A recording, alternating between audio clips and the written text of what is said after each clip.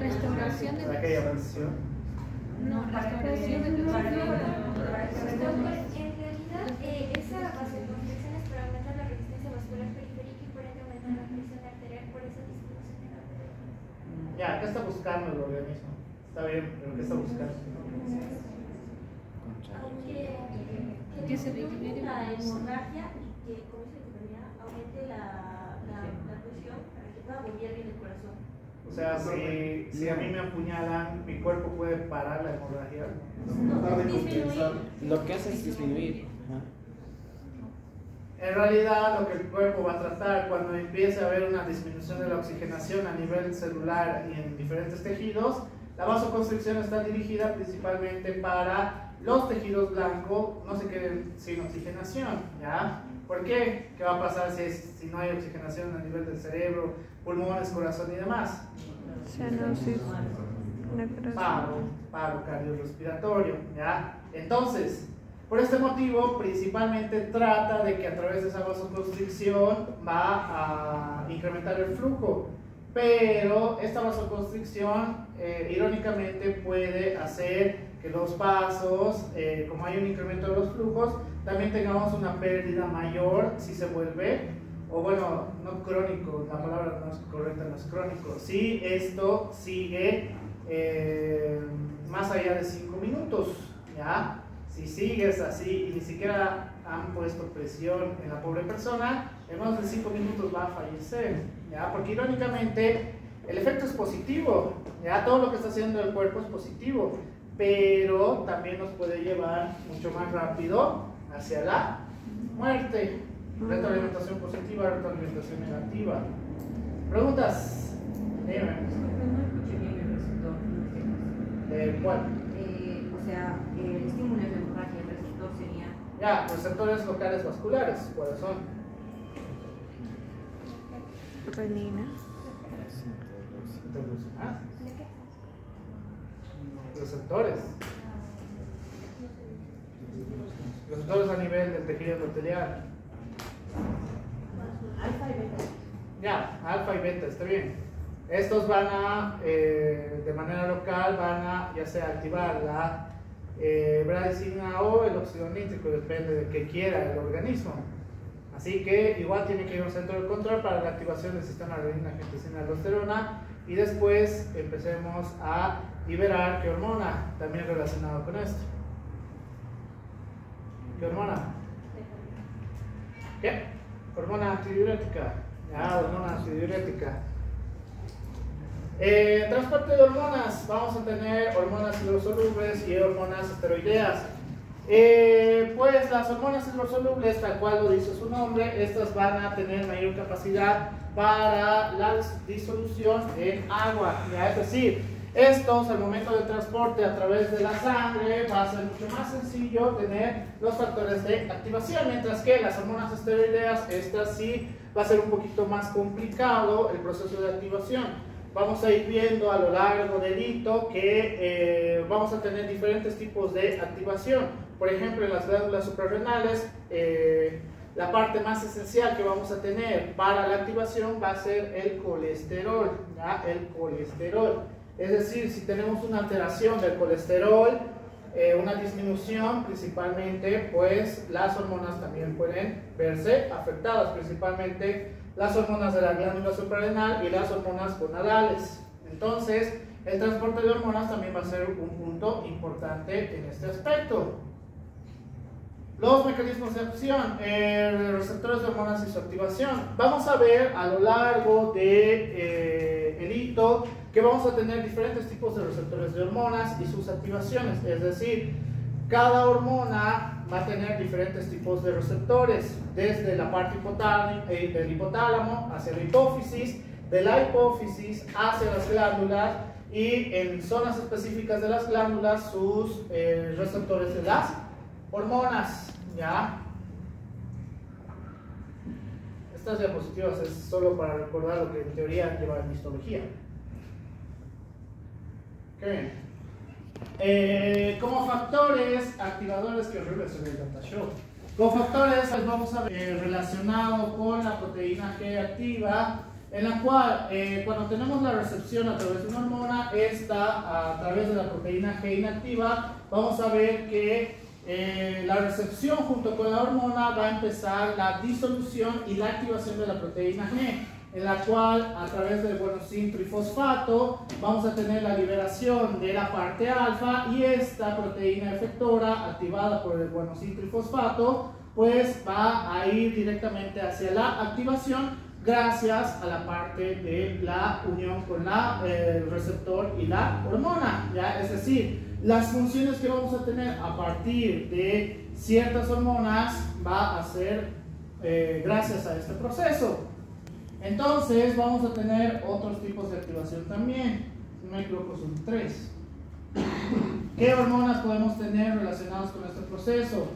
Las hormonas de señalización del receptor tirosina sinasa, como el factor de crecimiento de fibroblastos, la hormona de crecimiento, factor de crecimiento hepatocítico, la insulina, el factor de crecimiento similar a la insulina, que está relacionado principalmente con la parte gastrointestinal, la leptina, la prolactina y el factor de crecimiento del endotelio vascular.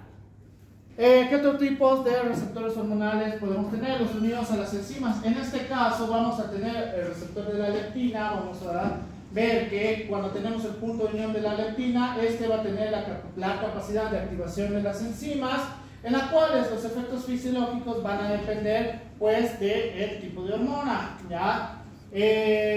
Para llegar a los efectos fisiológicos, primero vamos a ver que vamos a tener el gen diana, que a través de el ARN mensajero vamos a tener una traducción, primero una transcripción, gracias, primero una transcripción y posteriormente una traducción, en la cual gracias a este proceso de activación vamos a tener los efectos fisiológicos, es decir, activación de enzimas y a través de la parte del ADN y el ARN mensajero, ¿ya? Los receptores de hormonas unidas a las enzimas, no me acuerdo si hay, no hay cuadro. Cuando tenemos un receptor citoplasmático en unión con la hormona lipofila, vamos a ver que estos van a estar la función principalmente a través de receptores nucleares. Cuando tenemos el complejo hormona-receptor, estos a través del ADN vamos a hacer el proceso de transcripción en el elemento de la respuesta de la hormona para tener el ARN mensajero. Posteriormente, a través de un proceso de traducción, vamos a tener la formación de las proteínas y que puedan tener la parte individual de los ribosomas, por el cual esto va a llevarnos a un proceso de activación y función de ciertas hormonas, que lo vamos a ir viendo poco a poco, ya que lo vamos a ir viendo poco a poco. Es más, repaso de histología, que en teoría deberían haberlo llevado así, según el Guyton. ¿Qué hormonas? Angiotensina 2, calcitonina, catecolaminas, corticotropina, gonadotropina coriónica humana, el glucagón, hormona estimulante del folículo, hormona estimulante de la tiroides, hormona liberadora de corticotropina, la hormona liberadora de la growth hormone, la hormona luteinizante, la hormona paratiroidea, la secretina somatostatina y la vasopresina, o también llamado hormona antidiurética. Bien. En este caso va a estar relacionado principalmente con la formación de ATP y su posterior conversión. Cuando tenemos la unión con la hormona a través del citoplasma, vamos a ir igual a través del guanosín trifosfato para la activación, solamente que acá la diferencia que vamos a tener es que vamos a tener una conversión del ATP en AMP cíclico, en la cual la proteína sinasa dependiente de AMP cíclico que está inactiva, gracias a esta conversión vamos a tener la activación de esta proteína. Entonces, esta proteína más el ATP vamos a poder conseguir la respuesta celular, ¿ya? Por el cual es un tipo de receptor anteriormente mencionado, pero que sí o sí necesitan la conversión de ATP en AMP cíclico. Si no está el cuadro, ahorita me voy a acordar cuáles hormonas. Bien. Angiotensina 2, catecolaminas, hormonas liberadoras principalmente, hormonas paratiroideas, oxitocina, vasopresina. Entonces, Entonces, dentro de las hormonas peptídicas, cuando estamos en su unión con su receptor, la proteína G va a ser muy importante y a través de la membrana celular para la conversión en fosfolipasa C, estas van a ser importantes que a través del citoplasma tengamos igualmente el proceso de activación de la proteína sinasa C inactiva para la conversión en AMP cíclico en proteína sinasa C activa, ya que igual nos va a llevar a la respuesta celular. Pero la diferencia que vamos a tener en este tipo de hormonas es que vamos a tener un estímulo de el calcio que tenemos a través del retículo endoplasmático, tengamos una liberación y activación de los canales del calcio. Cuando tenemos la liberación del calcio, este es un estímulo para la liberación de mayor cantidad de hormonas o la activación de la función de las hormonas en específico. Respuesta celular. Ya. Si bien dentro de la mayoría de casos en la parte de la sangre vamos a tener la capacidad de identificar un montón de hormonas, por ejemplo en el caso de la aldosterona necesitamos la radioinmunoanálisis para determinar no la cantidad como tal, ya no la cantidad de las hormonas, sino que la funcionalidad de estas. ¿Por qué? A mayor concentración, ¿qué debería pasar? Mayor funcionalidad, ¿ya? Mayor funcionalidad. Pero puede ocurrir que a pesar de que tengamos una mayor concentración, la funcionalidad vaya disminuyendo. Muy común, ¿en qué tipo de hormona se les pasa por la cabeza? Bien, la insulina, o también llamado resistencia a la insulina. La inmunoabsorción enzimática, este es otro tipo de proceso para poder identificar si tenemos alteraciones, ya sea en la parte de la secreción o en la parte de los receptores. Lo menciono porque el autor dice que es sumamente importante y estoy seguro que en Estados Unidos todavía ya lo están haciendo. Acá es sumamente raro que pidan radioinmunoanálisis, ¿ya? ¿Por qué? Número uno, solo conozco un lugar que hace el radioinmunoanálisis y es sumamente costoso, ¿ya? Los endócrinos piden, pero cuando es la última opción que tienen, porque si solamente tiene una alteración primaria de cualquier tipo de hormona, pues solamente necesitas análisis de sangre y ya. En el caso de la inmunoabsorción enzimática también, si ya no sabes qué más pensar para determinar cuál es su alteración hormonal, pues puedes pedir cualquiera de estas dos. No he acabado por si acaso, esta es la primera parte.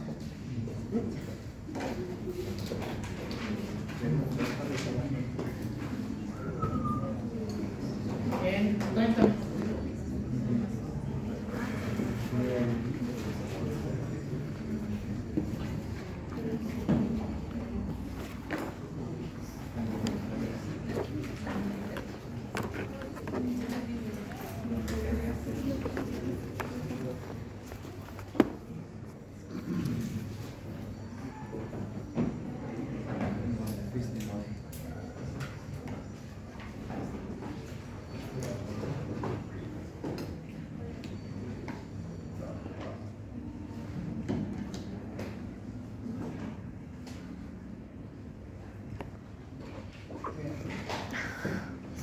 Entonces, después voy a hablar primero de esto.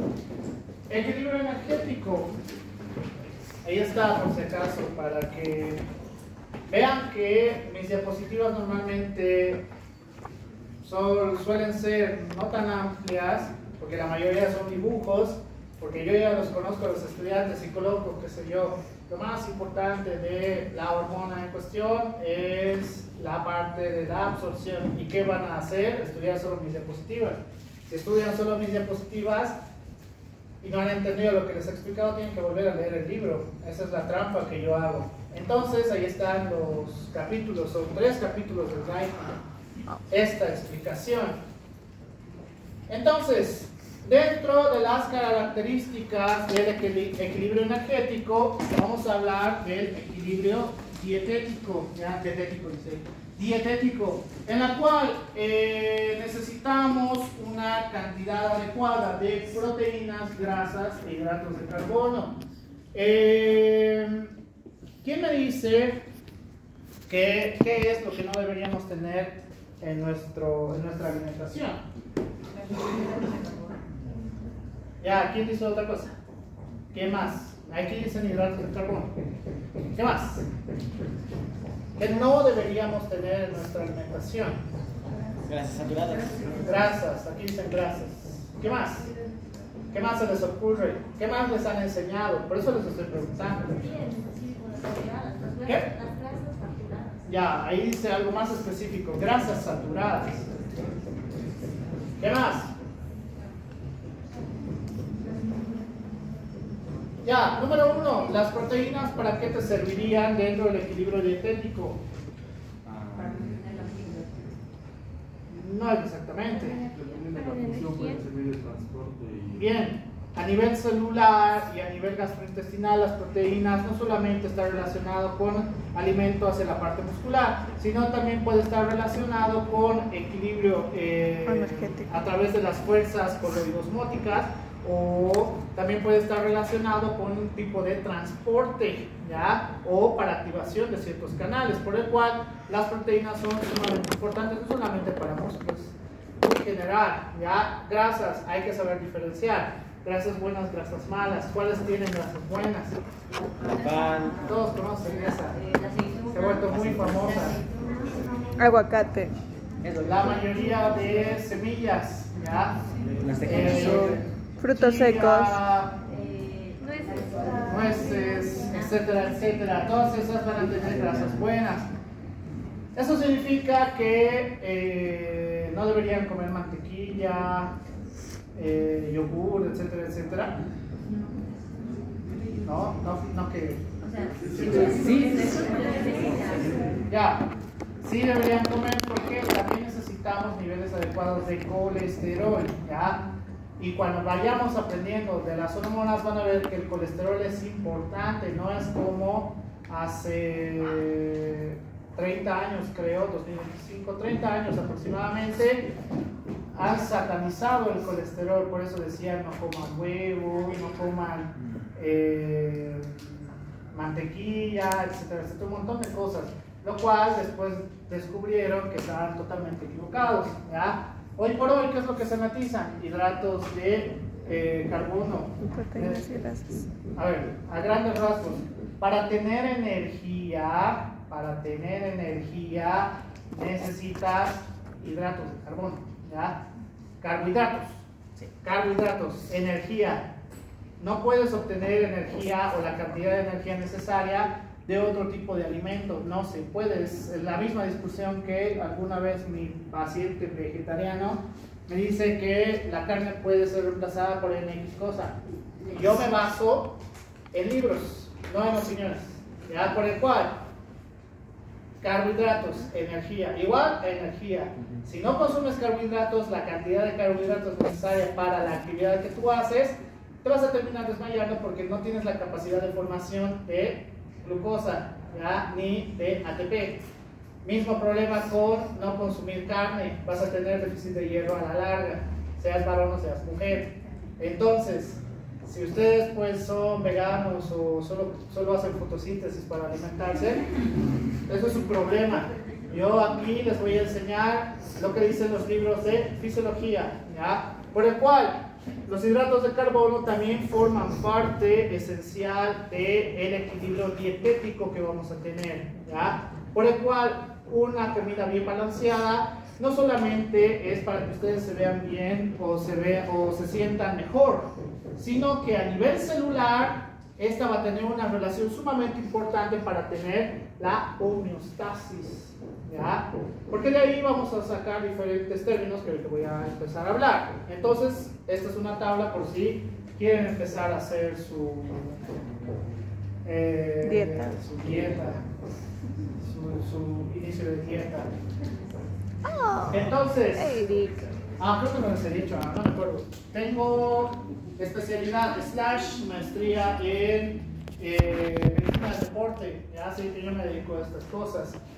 Equilibrio dietético, podemos tener los extremos en los cuales pues relacionado con la obesidad directamente o con la desnutrición / malnutrición, ¿ya? El desequilibrio dietético nos puede llevar a cualquiera de los extremos, recuerden, extremos, por el cual no solamente tenemos que pensar en este paciente, que en la mayoría de los casos solamente pensamos en este paciente, también tenemos que pensar en este otro paciente, ya, para determinar qué se puede hacer a base del equilibrio dietético para que vuelva a la cantidad de peso que debería estar, ya sea de este a lo normal y de este a lo normal dentro de su característica.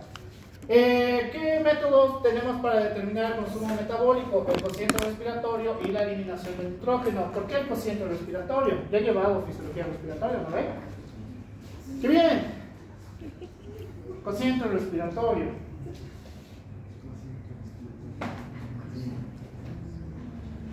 Está aquí, no me acuerdo si lo he puesto. Debe estar más adelante. Ya. ¿Cómo puedo determinar el consumo metabólico a grandes rasgos? Actividad física. ¿Por qué el cociente respiratorio? Porque dependiendo de la actividad física que hagan ustedes, van a necesitar más o menos energía, ¿ya? Esto se resume en el consumo metabólico. Entonces, ustedes representarían en una escala general, que utilizan los médicos generales, un consumo metabólico bajo, mediano o alto. Digan, sin miedo de equivocarse. Mediano. ¿Por qué mediano? Bajo. Porque hace bastante ¿Y por qué no bajo? Sí. Porque hace. ¿Así de qué? ¿Porque sube la alta? No, pero cuando Hacemos algo de ejercicio. el cuerpo necesita. Ahorita les voy a explicar cómo vamos a calcular eso, ¿ya? Entonces, la regulación y la ingestión y la conservación de energía va a ser sumamente importante, en la cual, pues, la parte de las hormonas relacionadas con el hipotálamo y la activación de la diferente parte gastrointestinal al inicio de la alimentación, pues, va a ser sumamente esencial, en la cual la grelina va a ser uno de los de las hormonas más importantes que vamos a tener con la parte de la saciedad, ¿ya? ¿Qué es la grelina? ¿Quién sabe? Hormona del hambre, creo. Más grelina, ¿qué significa? Menos grelina. Bien. La grelina en mayor cantidad de secreción, sobre todo cuando iniciamos el proceso de la alimentación. Es por eso que cuando en la mañana principalmente dicen, hay solo una galleta y de repente empiezan a sentir más hambre, es por mayor cantidad de secreción de grelina, ¿ya? Por el cual todo va a empezar a tener un proceso de activación, ¿ya? Apenas inicien con cualquier cosa de alimentación. Entonces, es importante saber este proceso, ¿por qué? Porque hay muchas personas que, y esa es una práctica que no debería hacerse, principalmente estoy en contra de estas instituciones que les prometen a hacerles bajar de peso, que sí lo cumplen, pero prácticamente matándose de hambre, ¿ya? Que al final de cuentas esos mismos pacientes vienen conmigo porque ahora efecto rebote mucho peor, ahora pesan el doble de lo que al inicio estaban, porque esa no es la manera adecuada. Por eso la regulación de la ingestión tiene que ser: ¿los carbohidratos son malos? No. ¿Las proteínas son malas? No. ¿Las grasas son malas? No. ¿Qué es lo malo? El consumo excesivo. Bien, el consumo excesivo es el problema en la mayoría de los casos, ¿ya? Y el consumo tiene que ser regulado para la cantidad de energía que deberían hacer. No me acuerdo si está más adelante, no me voy a adelantar, pero si al final no está, les voy a decir.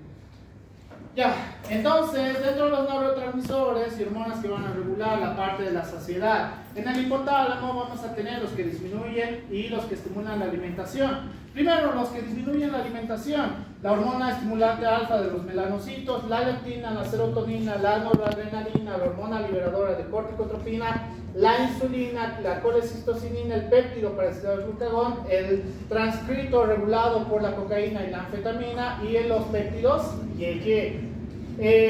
Mientras que los que van a estimular la alimentación es el neuropéptido Y, la proteína relacionada con agouti, la hormona concentradora de melanina, las orexinas A y B, las endorfinas, la galanina, los aminoácidos, el cortisol, la adrenalina y los endocannabinoides. Supongo que como todos los estudiantes cuando muestro este cuadro les da curiosidad cómo regula la alimentación, las drogas, endocannabinoides, la cocaína y la anfetamina.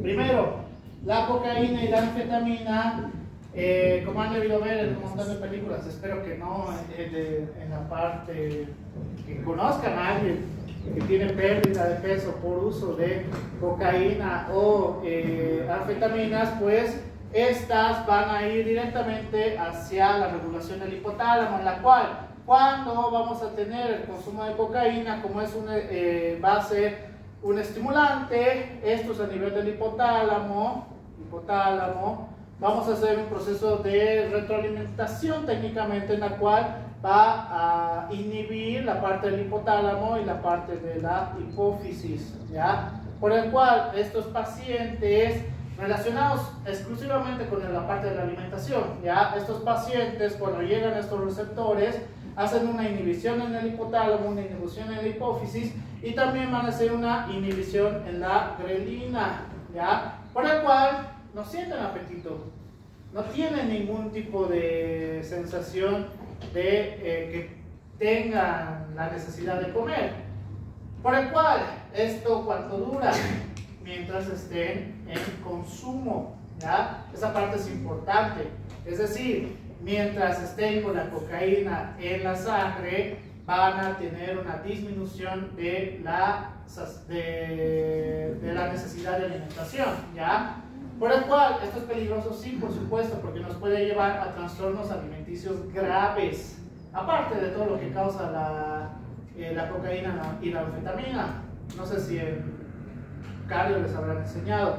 Los endocannabinoides van a actuar muy similar a este proceso, solo que al ser depresivos, recuerden, el cannabis o su otro nombre más común, la marihuana, son depresores, ya son depresores, así tú te sientas más inteligente, no funciona así por si acaso. Ya tenemos una larga data de qué causas y trastornos les van a causar el cannabis. Entonces, relacionado con la parte de mayor cantidad de alimentación, hace totalmente lo contrario de la cocaína, ¿ya? Aquí sí vamos a tener un proceso de retroalimentación tanto en el hipotálamo, en la hipófisis y en la grelina, es decir, mayor cantidad de consumo de cannabinoides, pues más secreción de grelina, y este también va a ir a la parte del hipotálamo para mayor y mayor secreción. Ahora, a diferencia de la cocaína, los endocannabinoides normalmente empiezan a tener este estímulo casi al final del efecto de esta droga, ya casi al final. Por eso al inicio no tienen tanta hambre, sino que mediante se va acabando el efecto empiezan a tener más y más apetito. Y de ahí veo a varios estudiantes pues, comiendo un pollo entero y ya me doy cuenta qué está pasando con estas personas. Se nota por si acaso. Paréntesis. Los efectos malos que vamos a tener relacionados principalmente con la cocaína, no tanto anfetamina porque estamos en Latinoamérica y a los drogadictos de acá no les alcanza para comprar anfetamina, pero sí les alcanza para comprar cocaína. Entonces, la cocaína, uno de los efectos más lesivos que va a tener e irreversibles es disminución del gasto cardíaco, por el cual una hipertrofia miocárdica de ambos ventrículos, ¿ya?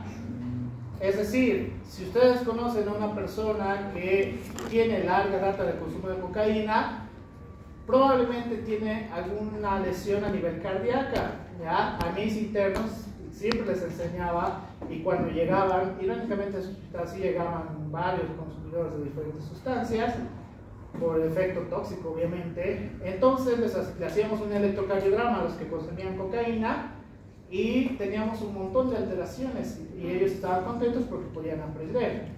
El de la cocaína pues tiene que preocuparse más, que al final casi ni les importa. Si a ellos no les importa su salud, pues a mí menos, la verdad. Si tiene que dejar de consumir, pues se le dice, normalmente sigue consumiendo, por el cual a estas personas les va a dar cualquier rato un infarto por el miocardio, porque están grandes los ventrículos que ya no puede hacer la contracción. Endocannabinoides, estas sí, por ese efecto empiezan a alterar las hormonas. Un consumo crónico de cannabinoides en los varones hace una disminución de la testosterona, por si acaso, ¿ya? Por el cual puede crear impotencia sexual en los varones. En las mujeres puede crear una alteración en la parte de la menstruación, ¿ya? Es decir, puede empezar a crear mayor flujo, o sea, mayor cantidad de pérdida de sangre, o que los días se extiendan, o viceversa. Así funciona esta parte por el estímulo que vamos a tener en la parte del hipotálamo y en la parte de la adenohipófisis. Entonces, pues ninguna droga es buena como tal, ¿ya? Yo no consumo ni alcohol, ni tabaco, ni casi nada, porque entiendo de fisiología y pues sería estúpido que yo consuma cualquiera de estas cosas, por si acaso. ¿Alguna pregunta relacionada con eso? Bien. Siempre les gusta saber sobre eso, no sé por qué. Entonces,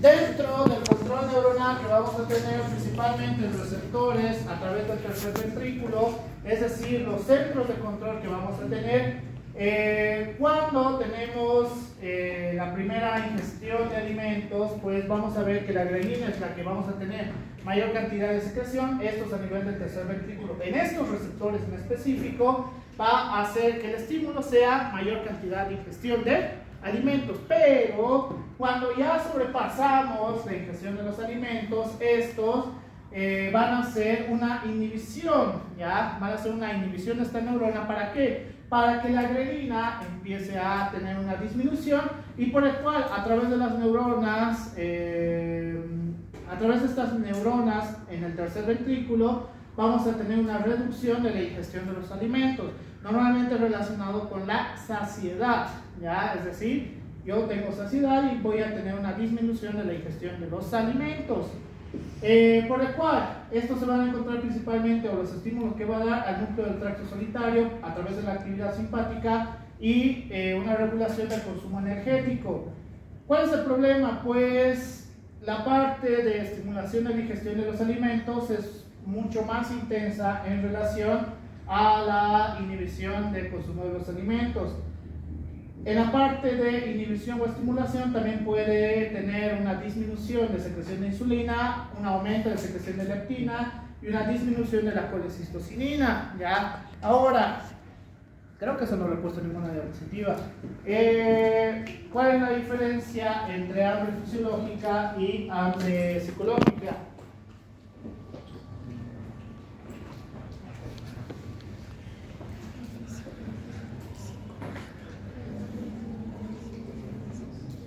Hambre psicológica es mi mente.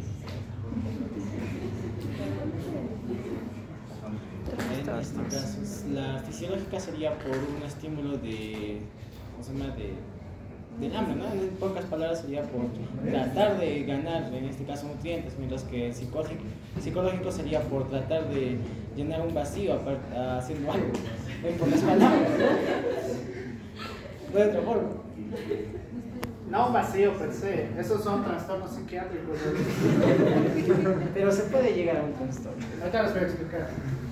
No, porque ustedes tienen hambre psicológica en un punto del semestre, aunque no se den cuenta. Al final de Exacto. Solo que te soporto. Primera, No me alcanza. hambre fisiológica. Hambre fisiológica. El hambre fisiológica te dice que esta se va a dar en horarios específicos, ¿ya? Primero, horarios. ¿Qué horarios?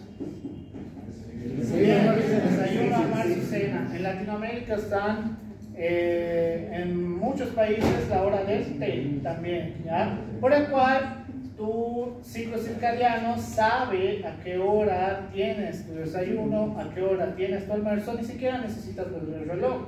Tu reloj biológico tiene la capacidad de tener una secreción en ciertos horarios del día de grelina, por el cual tienes mayor cantidad de apetito. Entonces, ¿qué es lo que quieres hacer? Ingestión de alimentos. Primero, horarios.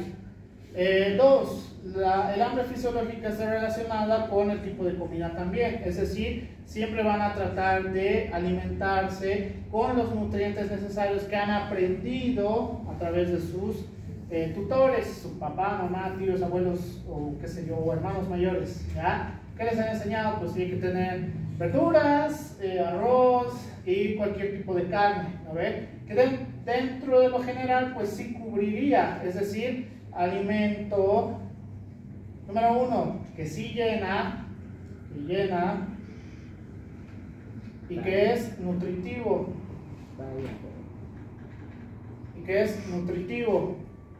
Y en la tercera, que una vez consumido el alimento, ya no queremos consumir nada más, ya, saciedad. Listo. Hambre psicológica. Hambre psicológica. Número uno, es en cualquier hora, cualquier horario. Están a las 2 de la mañana, uy, unas papitas, un pollo a las 3 de la mañana, estará abierto la casa. Tucumán a las 2 de la tarde. Entonces, no hay horarios, no horarios. El alimento no tiene la finalidad de que te llene o que sea nutritivo, simplemente que tenga la característica de alimento y ya. Por ejemplo, Maruchan, las hamburguesas desde aquí abajo de la café, salchipapas, etcétera, etcétera. Y ahorita les voy a explicar por qué. No nutritivo. Y la más importante, no hay saciedad. No hay saciedad. ¿Esto significa que tienen alguna enfermedad psicológica o alguna enfermedad psiquiátrica? No, por supuesto que no.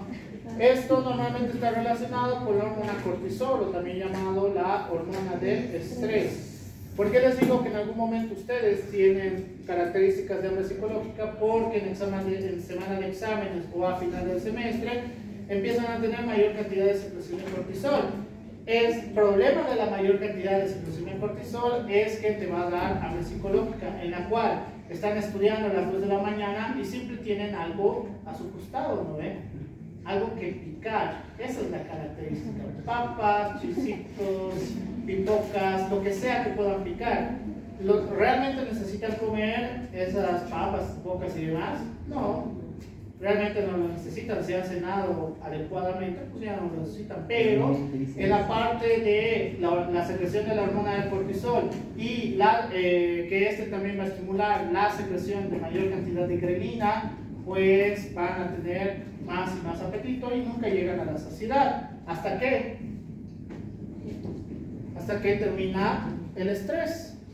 Baja el estrés y vuelven a la normalidad.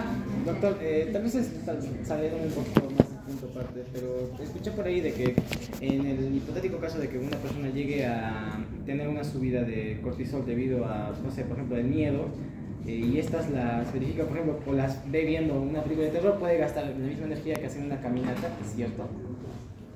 No con el cortisol principalmente, sino que el cortisol va a estimular la salida de adrenalina y noradrenalina. Esto sí, porque incrementan el gasto cardíaco. Pero si incrementas tu gasto cardíaco así tan abrupto, constantemente te va a dar hipertrofia miocárdica, ¿ya? O sea, sí es real, pero relacionado con la noradrenalina y la adrenalina, no con el cortisol per se. El cortisol solo ayuda a la salida de otras hormonas. Ya, conceptos de obesidad. ¿Cuál es el obeso? Peter Griffin. ¿Están seguros? ¿Qué dice el consenso? El nuevo consenso que ahora van a manejar todos los de medicina interna sobre la obesidad. Ha salido en 12 de enero, exactamente. Regresé de viaje y lo primero que leí en el avión pues era eso. ¿Qué dice? Ustedes son estudiantes, deberían tener mayor lectura que yo. ¿Cómo es? Ya. Irónicamente, y por eso adoro medicina del deporte, irónicamente la manera en la que enseño esto de obesidad lo hago hace 1 año y medio aproximadamente de esta manera, ¿ya? Y este consenso ha salido recién en enero, pero en medicina del deporte pues ya lo manejábamos de esta manera, en la cual los dos pueden tener características de obesidad, ¿ya? ¿A qué me refiero? Esta es la obesidad netamente que todos conocen, mientras que puede pasar que hay una persona que tiene aparentemente características delgadas, pero tiene gran cantidad de tejido adiposo, ¿ya? Es decir, parecen delgados, pero cuando hacemos plicometría, pues tienen un acúmulo de tejido adiposo en gran cantidad. Ahora, dentro de la medicina del deporte, nos decían que este también es una persona que tiene patología relacionada con temas de obesidad, ¿ya? Y el nuevo consenso nos dice que ahora tenemos la obesidad en los conceptos: obesidad preclínica y obesidad clínica. Entonces, la obesidad preclínica nos dice que, primero, el índice de masa corporal nos va a ayudar para más o menos tener una idea de en qué estadio nutricional se encuentra el paciente. Sí, por supuesto, pero no es definitivo, ¿ya? Por el cual, la obesidad preclínica te dice que la definición sería aquellas personas que tengan mayor cantidad de tejido adiposo de la que en realidad deberían tener. Ya no te dice su índice de masa corporal más allá de 25, ¿ya? Ya no te dice eso, sino que la obesidad preclínica es que tienes mayor cantidad de tejido adiposo de que en realidad deberías tener. La cantidad de grasa, ¿cuánto es más o menos en los varones? No es eso. ¿Cuánto es lo normal que debería tener grasa corporal el varón? ¿Quién tiene más, la mujer o el varón? La mujer. Ya, por lo menos están bien en esa parte. Creo que era el 40%. Pucha. ¿O es menos? Mucho. Pero se dice de que usualmente lo normal es de que una persona sana tenga el 20%, ¿no? Cerca. La literatura te dice, y gracias a esa nueva actualización, vamos a poder hablar todos la misma parte. Te dice que el mínimo tiene que ser 18%. El mínimo es que hay problemas nutricionales en algunos casos. Hay hombres muy delgados. Y entre hasta los 25% de grasa corporal en los varones, ¿ya? Mínimo tiene que ser 18, mínimo. Todo lo que sea por debajo del 18% puede tener trastornos nutricionales, ¿ya? En las mujeres es un poquito más alto, de 20 hasta 27% en algunos casos. Lo ideal, cortes 22 y 24, ¿ya? Lo ideal, qué difícil llegar al ideal, ¿no? Por eso nos da un rango del tejido o la grasa corporal que deberíamos tener. No es tan alto, 40 ya representa aterosclerosis por si acaso. ¿Ya? Entonces, la obesidad preclínica te dice gran cantidad de tejido adiposo, por el cual, para determinar, me estoy adelantando, pero para determinar cuánta cantidad de tejido adiposo puedo saber a través del índice de masa corporal. No, solamente puedo saber a través de plicometría, y los que no saben ahorita lo vamos a ver. Entonces, la obesidad clínica te dice que en la cual tenga mayor cantidad de tejido adiposo, tenga un índice de masa corporal mayor, tenga un índice cintura, cadera alto y que encima tenga problemas de salud, ¿ya? Obesidad clínica. ¿Por qué? Porque en este estadio ya nos va a dar patologías, diabetes, hipertensión, síndrome metabólico, etcétera, etcétera, todo lo que conlleva la obesidad, ¿ya? Por este motivo, la obesidad clínica y la obesidad preclínica tenemos que saber la diferenciación. Entonces, ¿cuál sería la necesidad de diferenciarlos ahora de esta manera?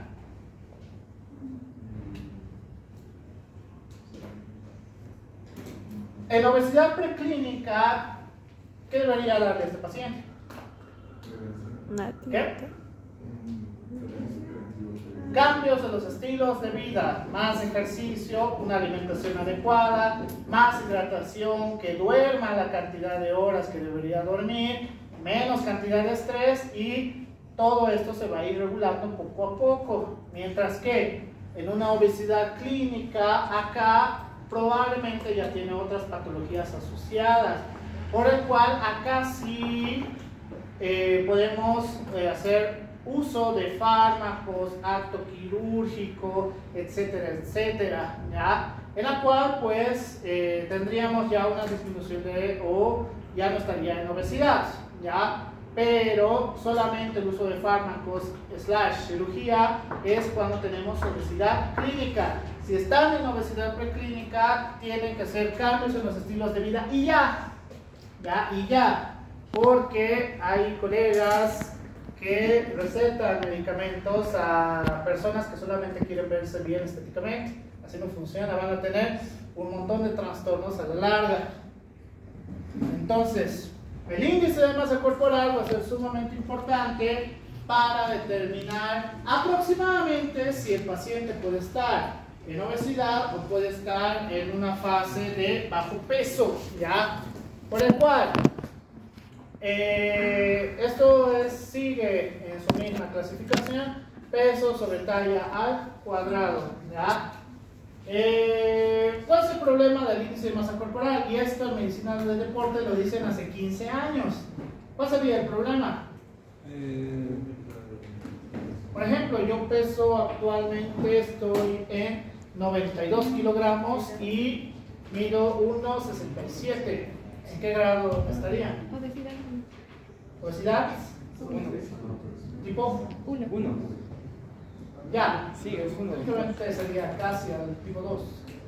Obesidad tipo 1, por el cual tengo patologías de alguna índole, mi presión está en 110, 70, 75, mi frecuencia cardíaca se encuentra en 62, mi frecuencia respiratoria oscila entre 17 y 18, mi oxigenación está por encima del 96%, ¿ya? Cuando la mayoría de personas en grados de obesidad tienen alteraciones de los signos vitales, principalmente relacionadas con la presión. Entonces, si no tengo características patológicas de una persona de obesidad 1, ¿qué pasa aquí? Sería, doctor, por la masa muscular. Bien, la masa muscular es uno de los factores importantes que vamos a tener que fallaría en el índice de masa corporal, ¿ya? Ahí ya es el problema en lo que ya hablamos hace bastante tiempo en medicina del deporte, que la masa muscular es un factor que esto puede alterarlo y no necesariamente van a estar dentro del grado de obesidad, ¿ya? En cambio, en personas pues, que no hagan ningún tipo de ejercicio, a estas sí se puede aplicar esto, ¿ya? Se puede aplicar esto fácilmente. Por esto no significa que el índice de masa corporal no funcione, sino que tenemos que complementarlo. ¿Cómo? Los otros métodos complementarios es a través de la plicometría. Es literalmente ver la cantidad de tejido adiposo que tenemos en ciertas zonas. En los varones, ¿cuáles son las zonas que mayor tejido adiposo van a tener? Bien, abdomen, no sé por qué lo dirán. Abdomen, ya, la gran mayoría de varones, hormonalmente hablando, el tejido adiposo se va a concentrar principalmente en el abdomen, ¿ya? ¿Dónde más? Tórax, ¿en qué parte? Está bien, pero tórax, ¿en qué parte? Bien, en la parte de la espalda y también en la parte anterior, ¿ya? Ahí hay mayor capacidad de acúmulo de tejido adiposo por un factor hormonal, mientras que en las mujeres, cuando hacemos la plicometría, vamos a ver que donde mayor cantidad de tejido adiposo va a ser, bien, en las caderas, muslos, y lo que la última actualización te dice, justo en la parte posterior, ya, justo en la parte posterior. En las mujeres, por una parte hormonal, todavía no entiendo bien la explicación que dan, pero sí es cierto, porque ya llevo tiempo haciendo esto. En las mujeres sí tienen un acúmulo mayor, a diferencia del varón, ¿ya? En la parte del tríceps, tienen un acúmulo mayor de tejido adiposo, por el cual he tenido muchas pacientes en las cuales aparentemente son delgadas, pero cuando hago la plicometría pues están en obesidad clínica y aparentemente son delgadas, pero tienen gran cantidad de tejido adiposo, y de ahí va lo que algunas mujeres dicen: uy, tú comes mucho y nunca engordas. Técnicamente está en obesidad, es obesa también, solo que no parece. Eso es diferente. Eso es diferente. El varón también puede pasar, por si acaso, ¿ya? ¿Qué otro método necesitamos para complementar el índice de masa corporal? La taimetría va a ser sumamente importante, en la cual vamos a hacer una medición de ciertas partes específicas, en las cuales se complementa con la plicometría. Te dice que, supongamos, su brazo mide 35 centímetros, ¿ya? Mide 35 centímetros.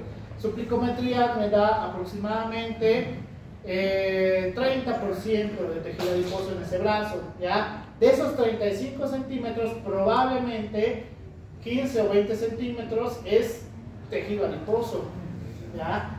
Es decir, hay varones que son mucho más gorditos, que parecen fuertes, pero en realidad es acúmulo de músculo y tejido adiposo, ¿ya? Por eso tenemos que hacer un complemento, y esto lo he añadido yo, no lo dice el Guyton, pero es una forma fácil de complementarlo. El tipo de cuerpo. ¿Para qué me serviría determinar el tipo de cuerpo que tiene el paciente? Que es ectomorfo, mesomorfo y endomorfo. Porque la pérdida de tejido adiposo en la parte del ectomorfo, aquellas personas que dicen, como lo que sea y sigo siendo delgado, pues puede estar relacionado con un tipo de cuerpo ectomorfo, mientras que los mesomorfos son aquellas personas que tienen facilidad para la ganancia muscular, ¿ya? Es decir, hacen ejercicio ligeramente, pero se ven sumamente anchos, mientras que los endomorfos, estos van a tener cierta dificultad para la ganancia de músculo, pero tienen mayor facilidad para la acumulación de tejido adiposo, ¿ya? Normalmente se ven mucho más anchos. ¿Cómo puedo saber qué tipo de cuerpo?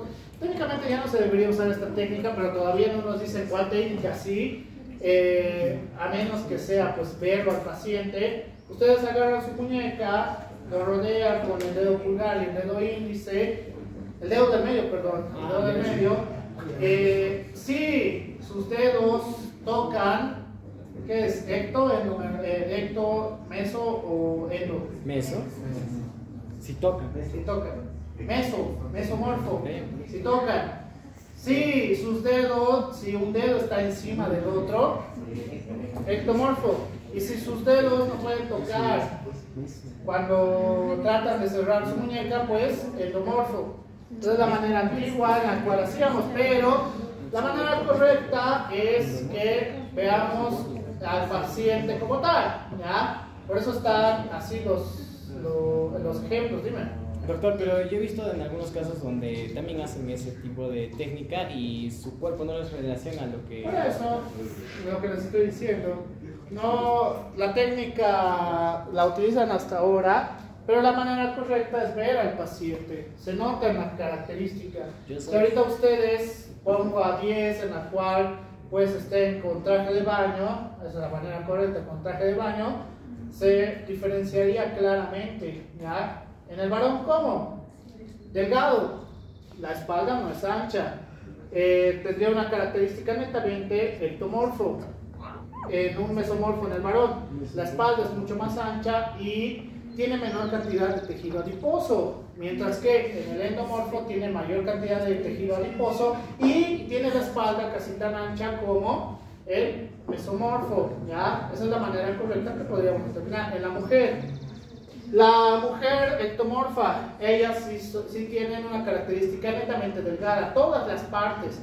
No tiene caderas anchas, no tiene hombros anchos, es delgada, ¿ya? Ectomorfo, mesomorfo. Las mujeres de cuerpo mesomorfo, estas van a tener las caderas mucho más pronunciadas, pero aún así su cuerpo es características delgadas, ¿ya? Pero en las caderas principalmente se nota, mientras que las mujeres con características endomorfas tienen los hombros más anchos y también las caderas más anchas, casi relación hombros-cadera, ¿ya? Esa es la manera correcta que deberíamos hacer para ver el tipo de cuerpo que tienen estas personas.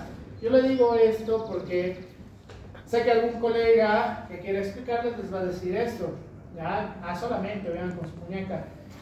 Se utilizaba antes, pero la manera correcta es ver el tipo de cuerpo con estas características, ¿ya?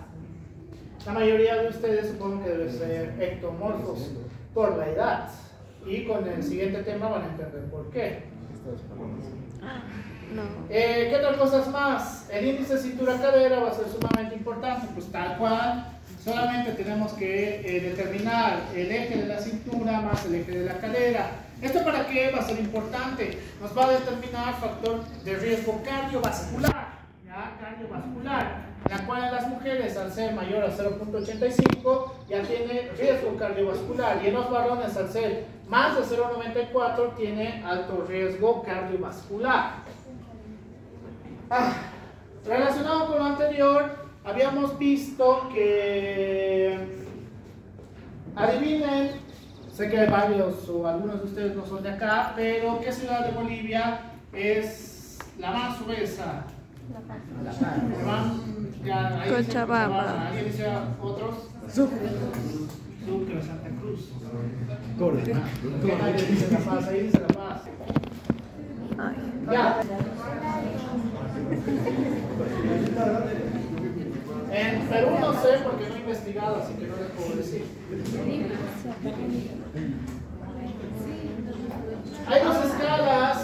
Hay dos escalas que tenemos que hacer. Número uno, la cantidad de nuevos obesos y si se ha mantenido esa cantidad de obesos, si se han añadido más cantidad de obesos. La ciudad más obesa como tal, en la cual se han mantenido sus obesos y han tenido la proyección de nuevos obesos, sí es Cochabamba, ¿ya? Pero la ciudad con mayor cantidad de nuevos obesos que ha sobrepasado la escala es la ciudad de El Alto. En El Alto hay mucha cantidad de obesos, ¿ya? Mucha nueva cantidad de obesos, pero eso es por la característica de su gastronomía rápida que hacen. Van al Alto y todo es frito con sabrá Dios qué clase de aceite o manteca estarán haciendo, ¿ya? Entonces, la ciudad de Cochabamba tiene un 50% de probabilidad, o sea, el 50% de su población de tener síndrome metabólico, y a partir del síndrome metabólico, hipertensión arterial, diabetes y, según escalas, pues va a ser la ciudad con mayor cantidad de pacientes en hemodiálisis a la larga, no mañana, ¿no? A la larga. Entonces, eso es un problema de salud pública. ¿Cuál es el problema del Alto? Pues que si sigue a este ritmo, fácilmente en unos años puede ganar a Cochabamba. ¿Y cuál es el problema? Muchos enfermos en la ciudad del Alto, que ya está ocurriendo. En la ciudad del Alto hay una gran cantidad de clínicas que cobran desde barato hasta caro y la gran mayoría lo paga, que irónicamente, según estadísticas no oficiales, hay mucho enfermo en la ciudad del Alto. No sabemos todavía cuál es su relación, ¿ya? Que probablemente puede estar con el tema de la obesidad. Ese es el gran problema con el tema de la obesidad. Regulación del balance energético, pues vamos a tener diferentes factores. Factores psicológicos, factores culturales, a través de las hormonas como la leptina, la insulina, el cortisol, a través de metabolitos como la glucosa y las cetonas, péptidos intestinales como la colecistocinina y la grelina, y aferentes neurales como reflejos vagales, ¿ya? Ahora, dentro de las hormonas, pues ya hemos hablado de la grelina, la parte de la insulina lo vamos a tocar más adelante, y la parte del cortisol. Ya les he dado una pauta relacionada con el tema de la regulación del balance energético. La glucosa pues va a ser un factor sumamente importante. Si algún momento, ojalá no pase este semestre, porque siempre pasa en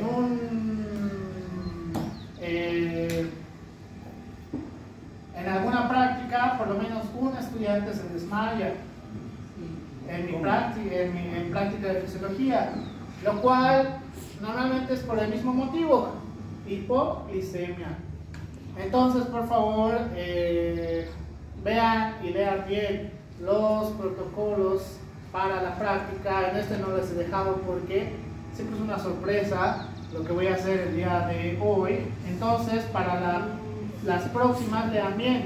Si necesitan estar en ayuno, y ahí te digo específicamente, dice 4 horas de ayuno, no desde la noche anterior y que tú practiques a la 1:30, no, sino simplemente que hagan la cantidad de horas necesarias para la práctica, no más.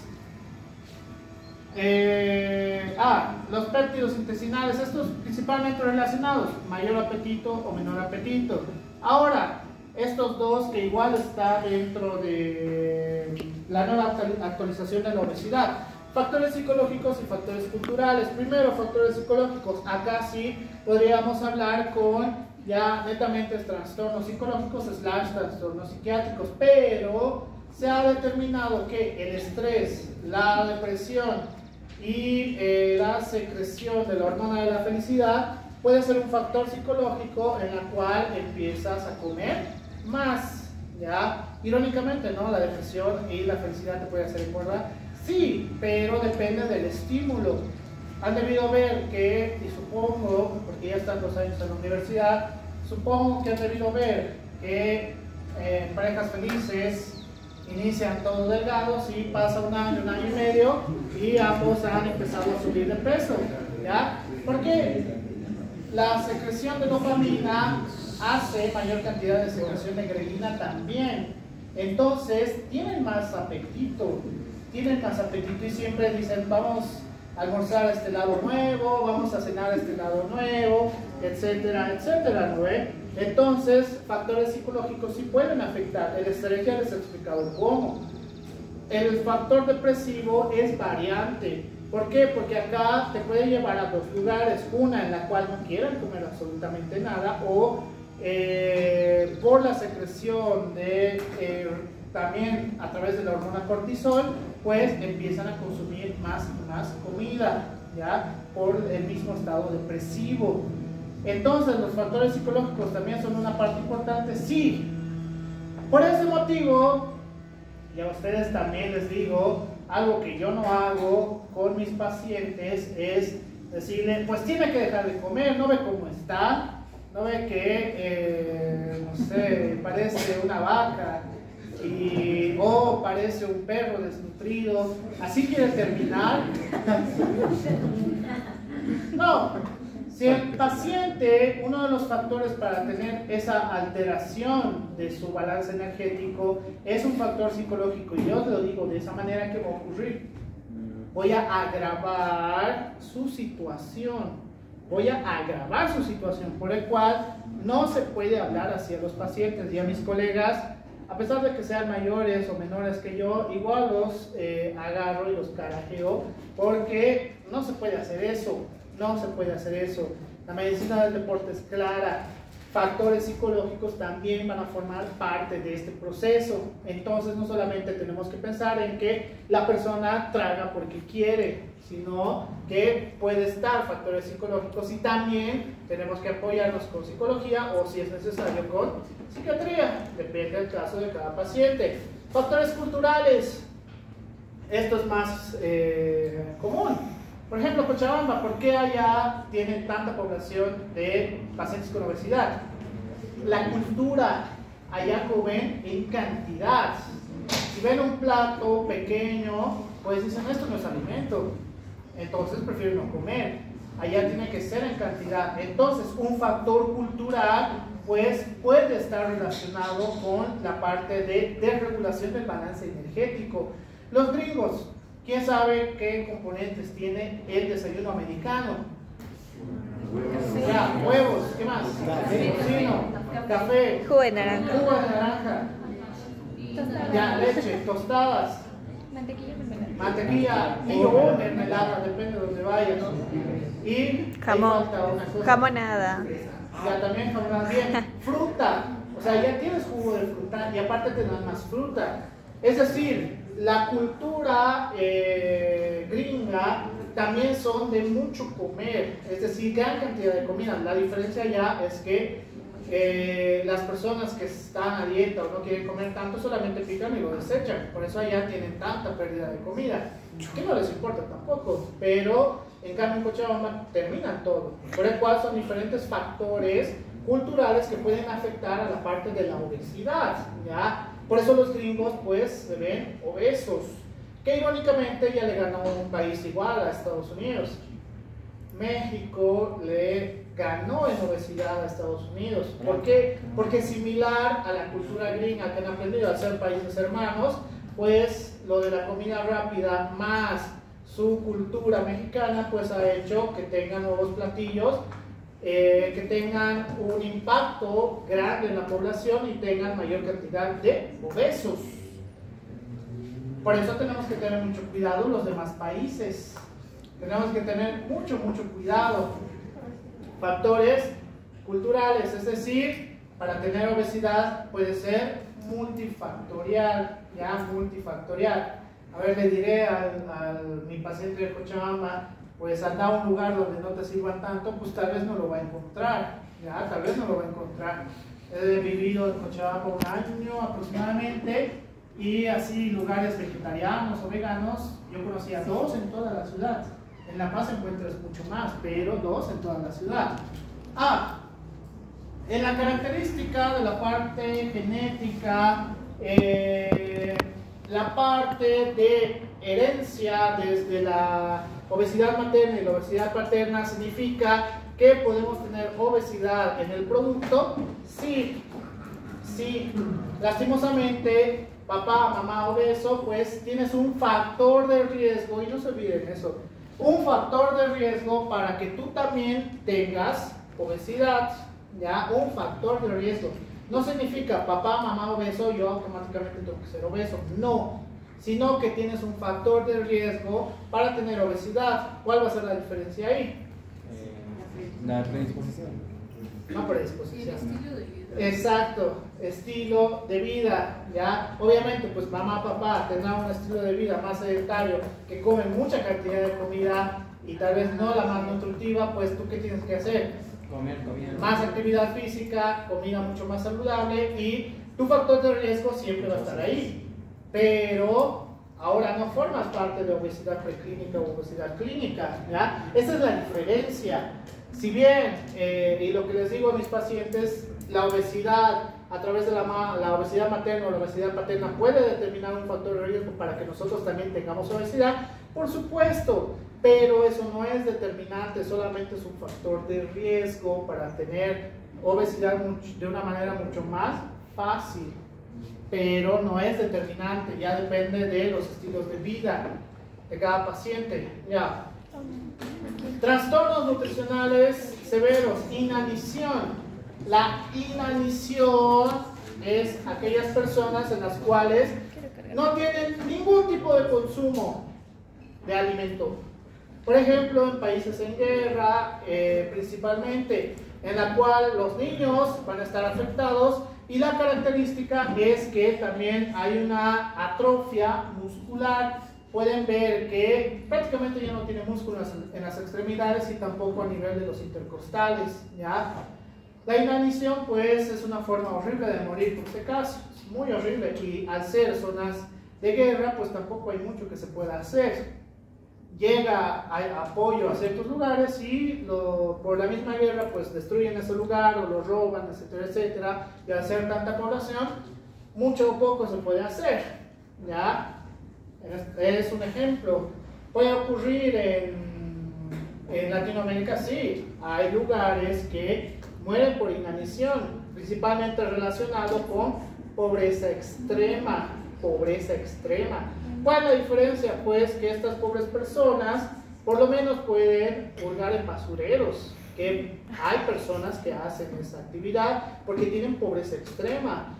Ganar 20 bolivianos para ellos es caído del cielo, porque pueden comprar aunque sea pan y comprar agua, porque no tienen ni agua en su casa, ¿ya? Así que estas personas también pueden morir por inanición, principalmente los niños. Anorexia. La anorexia, a diferencia de la bulimia, que no me acuerdo si está aquí, no. A diferencia de la bulimia, la anorexia vamos a ver, o ambos pacientes van a verse de un peso mucho mayor, ¿ya? La anorexia es negarse a comer directamente, ¿ya? La persona tiene tácticas para comer lo más mínimo posible, mientras que en la bulimia puede comer un montón, pero inmediatamente va a tratar de vomitarlo, ¿ya? Esa es la diferencia que vamos a tener entre la bulimia y la anorexia. Ambos tienen una alteración en la percepción de su peso, porque sí se ven de mucho mayor peso de lo que en realidad son. Por eso es un trastorno psiquiátrico. Al ser un trastorno psiquiátrico tiene que tratarse como un psiquiatra, no es un trastorno psicológico, es un trastorno psiquiátrico. ¿Por qué? Porque atentan contra su vida. No comer o vomitar todo pues es sumamente trágico. Caquexia. La caquexia va a estar relacionado principalmente con enfermedades crónicas, ¿ya? Por ejemplo, SIDA, cáncer y me estoy olvidando algo ahí. Tuberculosis. Bien, tuberculosis, que está en el slash de SIDA también, ¿ya? Pero SIDA, tuberculosis y cáncer, pues estas personas, si bien van a poder alimentarse, pues este es insuficiente debido a las características y el uso de ATP celular que necesita su organismo para combatir el agente causal y no se puede, pues estos cada vez van a tener pérdida muscular, ¿ya? Y tienen una fase caquética, es como si fuera un esqueleto, La fase caquética pues nos puede determinar si el paciente pues está en la última fase de su patología, ¿ya? Sobre todo en los pacientes con cáncer. Por eso se ven tan demacrados, porque han perdido gran parte muscular. Bien, ¿el ayuno intermitente funciona o no funciona? ¿Qué dicen ustedes? Sí, no. Tal vez. Doctor, yo lo estaba haciendo y no sé.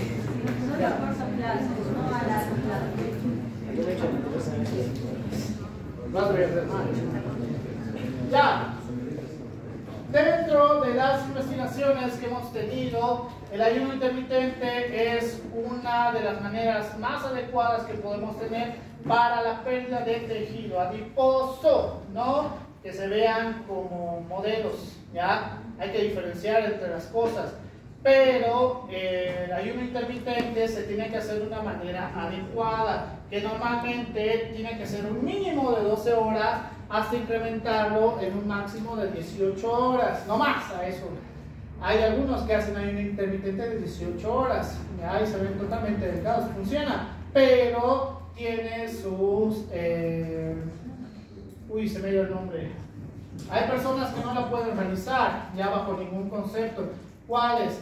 Personas que tengan trastornos nutricionales, todos los que les he mencionado, principalmente anorexia, bulimia, etcétera, etcétera, no pueden hacer ayuno intermitente. ¿Cuáles más? Las personas que tengan gastritis no pueden hacer ayuno intermitente. ¿Por qué? Las personas que tengan gastritis, el ayuno intermitente lo único que va a hacer es empeorar su gastritis. Entonces no lo pueden realizar, ¿ya? Pero ¿cuál es el detalle del ayuno intermitente? Que tiene que ser acompañado de actividad física. Si no es acompañado de actividad física, pues no van a ver un cambio notorio, ¿ya? No van a ver un cambio notorio. Sí, Traten de que los ayude un profesional. Ya, yo cobro caro, así que no creo que funcione en ese caso. ¿No hay descuento por alumno? No. Más lo voy a cobrar por ser alumno. Las ingestas diarias recomendadas que deberíamos tener de los diferentes minerales, tanto en varones como en mujeres. ¿Ya? Es decir, esto también es importante para tener una regulación energética.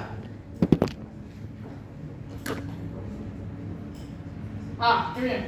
Actividad física, sí lo había colocado.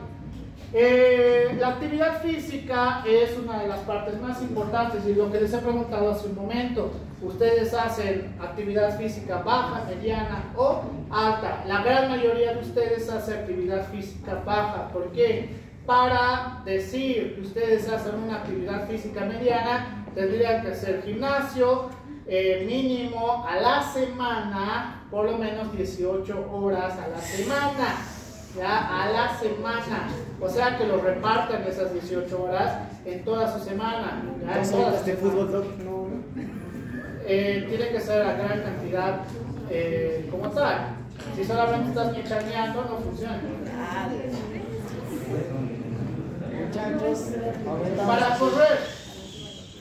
para correr tendría, o bueno, trotar, tendría que ser por lo menos 2 kilómetros cada día. Trotar, para considerarse actividad física mediana, mínimo 2 kilómetros, ya mínimo 2 kilómetros, trotar, no caminar, caminar no, trotar, caminar estaría dentro de la actividad baja. ¿Por qué? Porque todos caminan, ¿no? Entonces algunos caminan más que otros.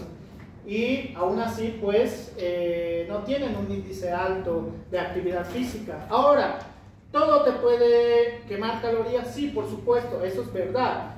El sueño, reposo tumbado, reposo sentado, relajado de pie, el vestirse, para algunos casos es casi imposible vestirse, escribir a máquina con rapidez, paseo tranquilo, labores de carpintería, metalurgia, pintura industrial, cerrar madera, nadar, correr. Y una de las calorías que más podemos quemar y la actividad que menos de mis estudiantes / docentes hacen es subir escaleras. Subir, no bajar, subir.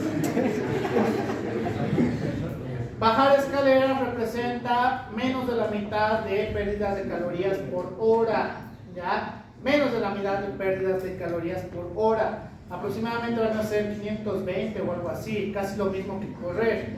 Entonces, acá dice claro, subir escaleras de manera rápida, pero tienen que tener cuidado, obviamente. Por el cual, ¿qué deberían hacer para que en vez de que sea deprisa, pues tengan por lo menos un incremento de su actividad física? Subir escaleras. A mí, no sé, ¿qué se les pasa por la cabeza? Cuando estoy en el ascensor y yo sí tengo que ir al piso 5 y hay personas que se bajan en el mezanine, piso 2, piso 3, que ya piso 3 tal vez, piso 4 ya un poco más entendible, piso 5 ya, para eso está el ascensor. Y más que todo para aquellas personas que tengan algún tipo de discapacidad. Pero ustedes que tienen, no sé, menos de 23 años y tienen todas las ganas y actividad física, pues fácilmente debería poder subir hasta el piso 3 sin ahogarse. En cambio, pues sus docentes, que son mayores que ustedes, a ellos sí les debería costar más que ustedes, pero irónicamente es al revés. Veo docentes que suben sin problema porque no quieren esperar como ustedes el ascensor y su larga fila, suben hasta el piso 5 casi sin ningún problema, y mediante vamos subiendo veo como mis estudiantes están descansando en el piso 2, en el piso 3, en el piso 4, y cuando me ven recién empiezan a meterle turbo, ¿no ven? Entonces, el mismo Guyton te dice que quema más calorías. Todo lo que tú hagas quema calorías, pero no por ese motivo significa que estás en mediana actividad. La mayoría de ustedes no lo está, a menos que hagan una actividad física, por lo menos que en la semana lo hagas 2 horas cada día durante 5 días. Si no, no cuenta. Entonces, para ir incrementando la pérdida de calorías, les recomiendo que empiecen a subir gradas. Si van a ir a almorzar, suban gradas. Si van a ir a comprarse algo, suban gradas. Todos suban gradas. Si estoy llegando tarde a clase, subo la Me falta uno.